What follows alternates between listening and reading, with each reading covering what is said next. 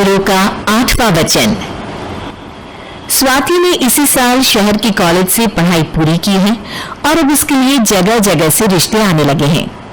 स्वाति से ज्यादा उसके रिश्तेदारों को उसकी शादी की चिंता है, इसीलिए जो भी स्वाति के घर आता वो किसी नए लड़के की खबर जरूर ले आता।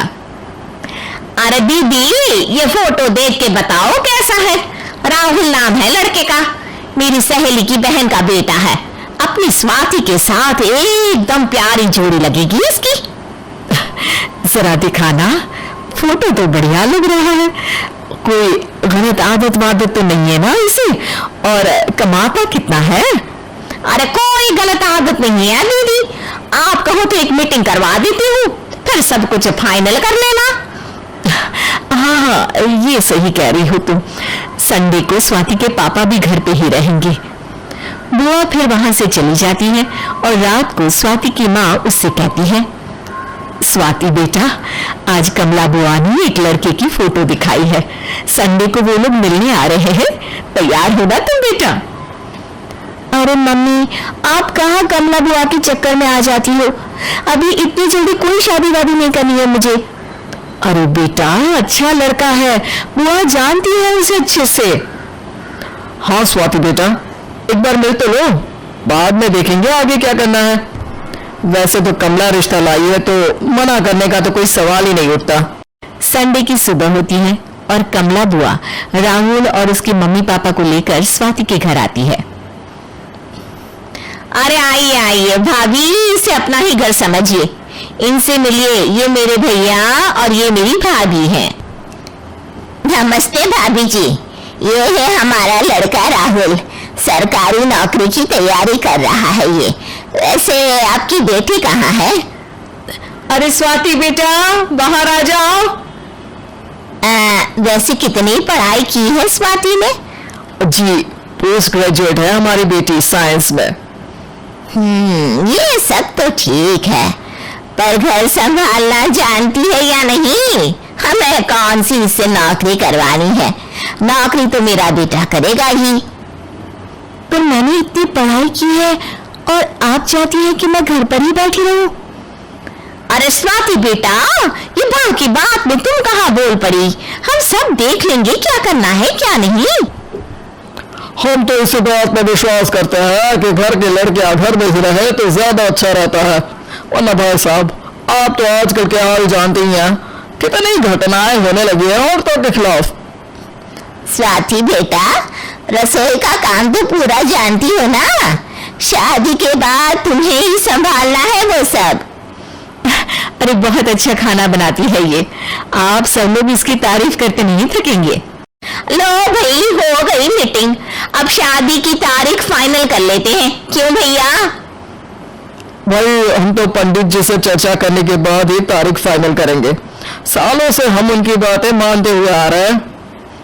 लड़के वाले और कमला बुआ की बातें सुनकर स्वाति एकदम नाराज हो जाती है और उसे लगने लगता है कि शादी के बाद उसे घर पर ही बैठना पड़ेगा। लेकिन घर वालों के आगे उसकी एक नहीं चलती और उसे शादी के लिए हाँ कहना पड़ता है। शादी का दिन आ जाता है और सब मंडप में जमा होते हैं। अब फेरों का समय हो गया है, अब कन्या अपने वर से 7 वचन मांगेगी। आप किसी धार्मिक आयोजन में जाएं तो मुझे भी ले जाएंगे। आप मेरे माता पिता का भी बराबरी से सम्मान करेंगे, हमेशा मेरा साथ निभाएंगे। आपको दोनों परिवार की जिम्मेदारियां बखूबी निभानी होगी। हर जरूरी बात में मेरी भी राय लेंगे। आप सभी गलत आदतों से दूर रहेंगे। आप मेरे अलावा किसी और औरत से कोई गलत संबंध नहीं बांधेंगे। ये 7 वचन पूरे हुए, वर क्या तुम्हें ये सारे वचन मंजूर है? जी हाँ पंडित जी, मैं सारे वचन अच्छी तरीके से निभाऊंगा। अरे वाह वाह, बढ़िया तरीके से सब काम संपन्न हो गया। तो इसी के साथ विवाह संपन्न हुआ और आज से ये दोनों पति पत्नी हुए। 1 मिनट पंडित जी, अभी एक वचन लेना बाकी है। अब कौन सा वचन है बेटा?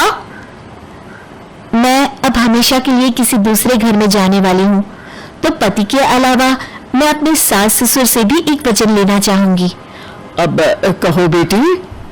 मैं ये चाहती हूँ कि मुझ पर किसी बात की कोई पाबंदी नहीं लगाई जाएगी। मुझे सब कुछ करने की आजादी होगी और मैं भी विश्वास दिलाती हूँ कि मैं एक अच्छी बहू बन के दिखाऊंगी। स्वाति की बात सुनकर उसके सास ससुर एकदम चौंक जाते हैं और कुछ बोल नहीं पाते कि उतने में कमला बुआ बोल पड़ती है। अरे बेटा, ये भी कोई कहने की बात है? रानी बन के रहोगी तुम तो। वचन देने से पहले सोच लीजिए, क्योंकि शास्त्रों में वचन ना निभाने वालों के लिए नरक से भी बदतर सजा लिखी है।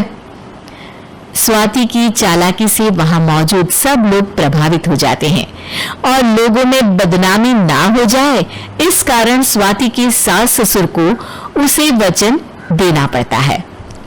और कैसी अपशकुन वाली बातें कर रहे हैं आप पंडित जी? हमें मंजूर है बेटा तुम्हारी शर्त।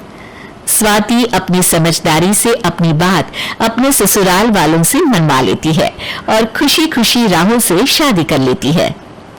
अब से हर शादी में मैं खुद 8 वचन दिलवाऊंगा। ओम मंगलम मंगलम मंगलम।